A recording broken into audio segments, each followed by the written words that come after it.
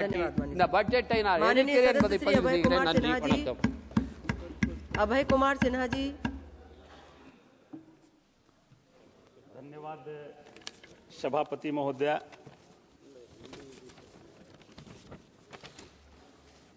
धन्यवाद सभापति महोदया, आपने हमें बजट पे चर्चा करने के लिए समय दिया। मैं सरकार के इस बजट के विरुद्ध में बोलने के लिए खड़ा हुआ हूं। सभापति महोदया, यह बजट 2014 के अच्छे दिन और अभी अमृत काल और 2047 की विकसित भारत की बात सपने जैसा दिखता है। महोदया, इस बजट में देश से महंगाई कैसे दूर होगी, देश से बेरोजगारी कैसे दूर होगी, देश से गरीबी कैसे दूर होगी और देश में किसानों की हालत कब सुधरेगी, इस पर कोई ठोस नीति इस बजट में सरकार का नहीं दिखता है। महोदया, किसान की आय 2022 तक दोगुनी होनी थी, लेकिन हकीकत में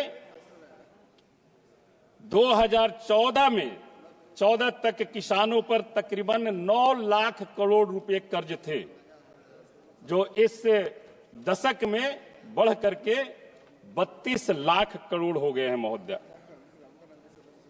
महोदया, बिहार की अर्थव्यवस्था का 22% कृषि पर आधारित है और 76% बिहार के लोग प्रत्यक्ष या अप्रत्यक्ष रूप से कृषि पर निर्भर करते हैं और सिंचाई की 48 योजनाएं बिहार की लंबित है। महोदया, ये चिंता का विषय है। महोदया, पिछले एक दशक में 10 वर्षों में एनसीआर के डाटा के अनुसार 1,12,000 से भी अधिक किसानों ने आत्महत्या किया। महोदया,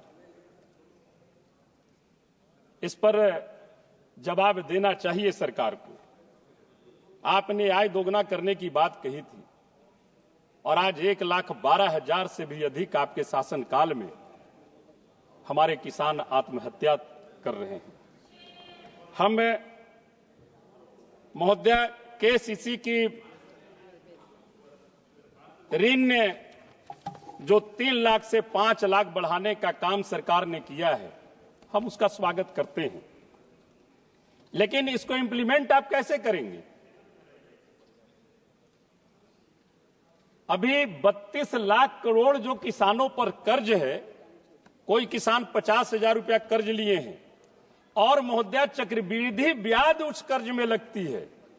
जो 50,000 किसान लिए उनको किन्हीं का 2.5 लाख हो गया है, 5 लाख हो गया है। जो 1 लाख लिए, 2 लाख लिए, किन्हीं का 7 लाख हो गया है, किन्हीं का 8 लाख हो गया है चक्रवृद्धि ब्याज लगकर। और जब तक इन किसानों का जब तक वो ऋण नहीं चुकता करेंगे, तो मैं समझता हूं कि ये 3 से 5 लाख जो आपने किया है, मैं समझता हूं वो इसका वो लाभ उन्हें नहीं मिल पाएगा।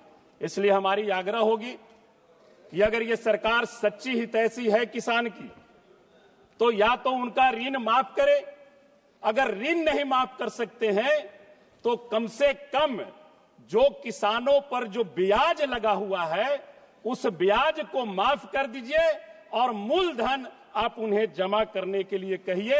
तो मैं समझता हूं कि किसान के लिए ये एक सरकार की अच्छी पहल होगी।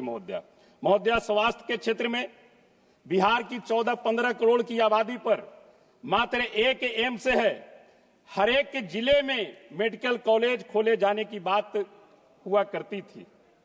मेडिकल कॉलेज हर एक जिले में तो नहीं खुल सकी महोदया, लेकिन इनकी भाजपा की हाई प्रोफाइल पार्टी कार्यालय देश के सभी जिले में खुल गई, लेकिन देश के सभी जिले तो मैं नहीं कह सकता हूं, बिहार के हर एक जिले में मेडिकल कॉलेज की स्थापना नहीं हो सकी। औरंगाबाद जिले में मेडिकल कॉलेज खोलने की बात है। राज्य की, एक मिनट महोदय, राज्य की सरकार कई वर्षों से कह रही है, लेकिन ताज्जुब की बात है महोदय कि जिले के 8 एम्बुलेंसों में मात्र 3 एम्बुलेंस कार्य कर रही है, 5 एम्बुलेंस बंद पड़ी हुई है। और महोदय 1-2 एम्बुलेंस तो माननीय पूर्व सांसद औरंगाबाद के कोठी का शान बढ़ाने में खड़ा रहती है। इसलिए महोदय आपने हमें समय दिया, समय बहुत कम दिया। हमारी आग्रह होगी कि बहुत सारी बातें हैं बिहार हित के लिए, बेरोजगारी कैसे दूर हो, आप कैसे महंगाई खत्म करेंगे, उसकी कोई नीति बनाए।